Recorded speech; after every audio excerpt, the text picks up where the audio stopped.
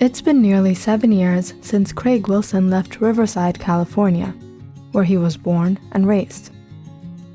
It was after he graduated from high school that Craig decided he wanted to take a break and travel across the states. Of course, his parents weren't too happy about Craig putting off his studies and kept urging him to get enrolled into college. So the following year, after a small tour around the states, Craig decided to settle in Texas. He wanted to change things up a bit, start a new life in a new environment. Craig enrolled into the BII University there and was having the time of his life. He made new friends and dated a few women over the years. It was a few months ago that Craig received his master's degree. His parents were delighted that Craig had come so far.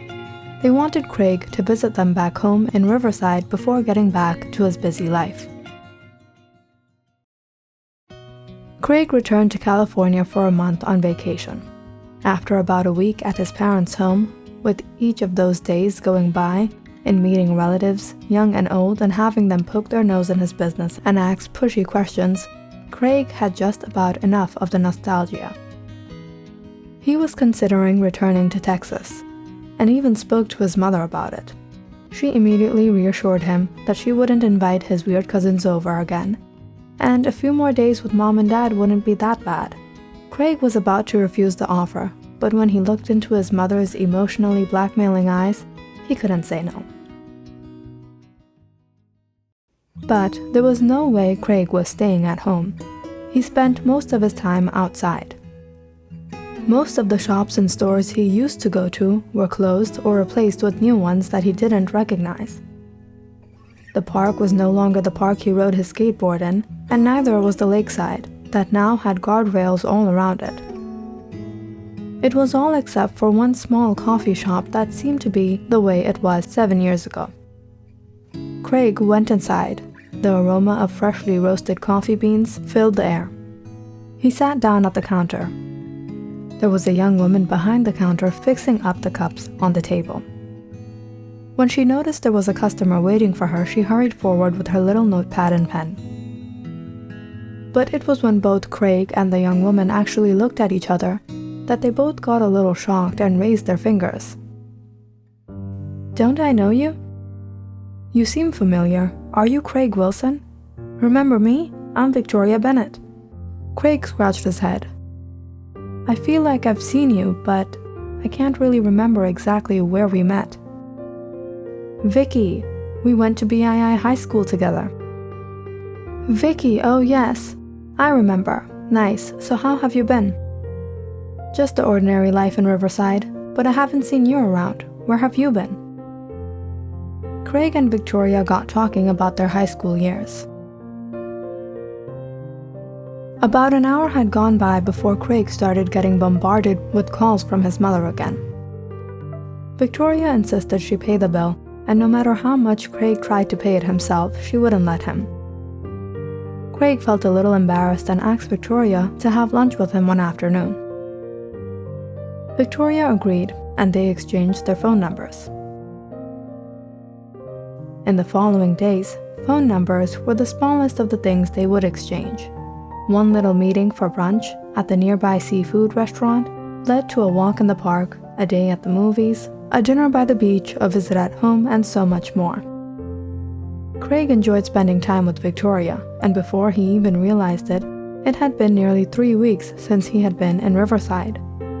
Craig and Victoria started meeting every day, texting all the time, and not a single night went by without the two talking for hours on the phone. "So Craig, when will you be returning to Texas?" "Oh, Texas. Actually, Dad, I was thinking of getting an apartment here. I've applied to some jobs at the BII News Corporation too." "It's not us, Jerry. Don't get your hopes up. Your son's been seeing a girl here. That's why he suddenly wants to stay in California again. Isn't that right, Craig?" "Mom, do you have to embarrass me? Why don't you bring her over for dinner? Are you crazy? Not yet." Craig rented a small apartment and conveniently landed the job as a business analyst at the BII News Corp. He started dating Victoria, and the relationship progressed rapidly. It was like the two had known each other forever. After a few months, Craig asked Victoria to move in with him. Things were going great. Craig loved seeing Victoria by his side every morning he woke up and every night before he closed his eyes. Victoria made him happy. She was the solace in his life, keeping him settled and not on the run like he was before. But it was after he started living with Victoria that he picked up on some peculiar habits that she had. He found them a bit strange, but he never confronted her about them, supposing everyone had a few weird things about themselves. However, the peculiarity about Victoria wasn't something that they would agree or disagree upon. It was just abnormal. Victoria wasn't really an outgoing person. Although Craig and Victoria had a great bond, Victoria only had a few other friends. Craig never actually got to meet them. He had noticed that they did come over, but for some reason they never introduced themselves to him, and Victoria didn't talk about them that often either. Like the one time when Craig came home.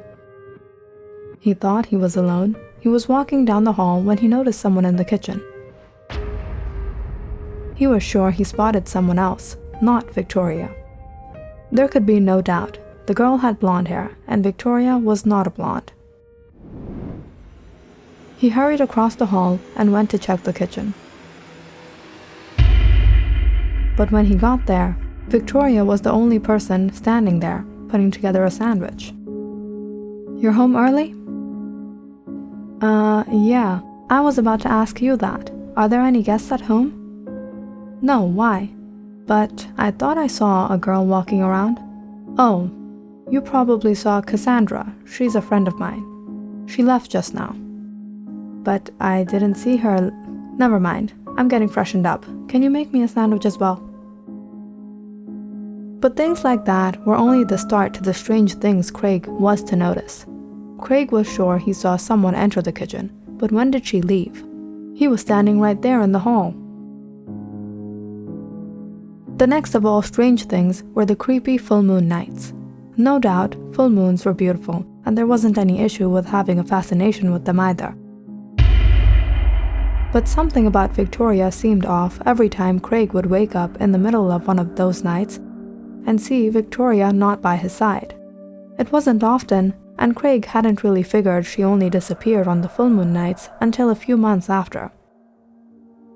Well, to be fair, Victoria didn't actually disappear. She only went up to the roof or out on the fire escape. The first time it happened, Craig went crazy, searching for her, until she showed up about 10 minutes later. The second time, Craig found her returning in the kitchen from the fire escape. But the last incident was the time that triggered Craig the most. He couldn't get his mind around it. In the middle of the night, he was walking around the house in search for Victoria.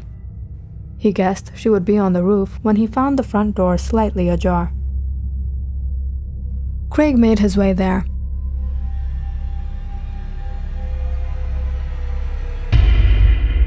He almost skipped a beat when he saw Victoria sitting with her legs off the other side of their 10-story apartment building. Victoria's dark hair seemed darker than usual. It blew in the wind. Was it beautiful? Or was it just scary? Because the night was still. There was not a breeze in the atmosphere. Not a cloud was in the sky. Nor did a leaf move from its place. But Victoria's hair waved from side to side. Craig yelled out in a panic, "Victoria, what are you doing? You're going to fall!" Victoria simply got down and headed back downstairs. "Let's go, Craig. It's getting late." Craig found the habits unusual and a bit frightening, thinking about how dangerous it could become. But it wasn't an everyday thing, and most of the time he spent with Victoria, she was absolutely normal. Just the other day, Craig got an email from his high school. It was an invitation to a high school reunion for the class of 2012. Craig was excited to go. He forwarded the email to Victoria and planned to go with her. But as soon as he spoke of it to Victoria, she was reluctant about it. Craig, high school reunions? Are you serious? I was about to tell you not to go. Why not? It'll be fun. We'll get to meet some of our old buddies. No, Craig, high school reunions are stupid. I don't have a lot of good memories from back then. I'm not going. Come on, Victoria, don't be like that. No, Craig, I'm not going, and I don't want you to go either. Craig found it a bit suspicious how Victoria didn't want to go. Why was she so reluctant about it? Did something happen back when they were in high school that he was unaware of? Or was it someone she didn't want to meet again? Craig agreed with Victoria at first, but numerous thoughts ran through his mind that he couldn't put aside, and he decided to go to the reunion himself. That night, he told Victoria he would be working late, but he planned to go to the reunion. He met a few of his old friends. Most of them were still single, but some of them got married, and a crazy few even had kids. It felt like a high school dance all over again. Craig was pouring himself a cup of punch when someone tapped his shoulder. He turned around and froze when he saw Victoria, the girl that he went to high school with. Victoria, Wow, you remember me? That's so sweet. Thought I'd be all alone when I came back to California. Craig furrowed his brows. What are you talking about? Oh, sorry. We totally lost contact after you moved. Like a month after you moved, I moved to New York, and I got a great job there. I fell in love with the place and decided that's where I wanted to be, you know? I'm planning on buying a loft there, settling down. But when I got the invite to the reunion, I got so nostalgic I had to make a trip back to California. What about you? Did you move back, or you came here all the way from Texas? Craig couldn't understand why Victoria was putting on this act. But as the night went by, Craig realized this Victoria and his Victoria weren't the same. This wasn't his girlfriend. Her touch felt foreign to him. She wasn't aware of anything. She wasn't even in California for the past 8 years. The Victoria Bennett from his high school days had been in New York. But if that was the case, then who had he been living with? It was about 11 when Craig returned back home. He parked his car, wondering about each and every day he spent with Victoria since he had been back. Was it all false? Or was he living with someone else?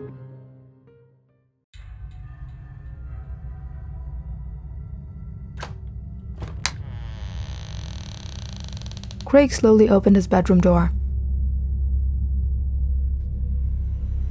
The room was empty. Victoria's things were still where they were. Craig was about to call out to Victoria when he noticed a note on the mirror. It read, "You shouldn't have gone to the reunion." Craig held the note in his hand.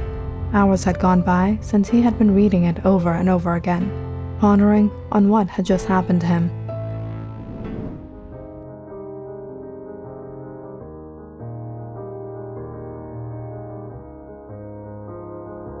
He waited for Victoria to return, whoever she was, the girl he fell in love with, but she never did. She never returned.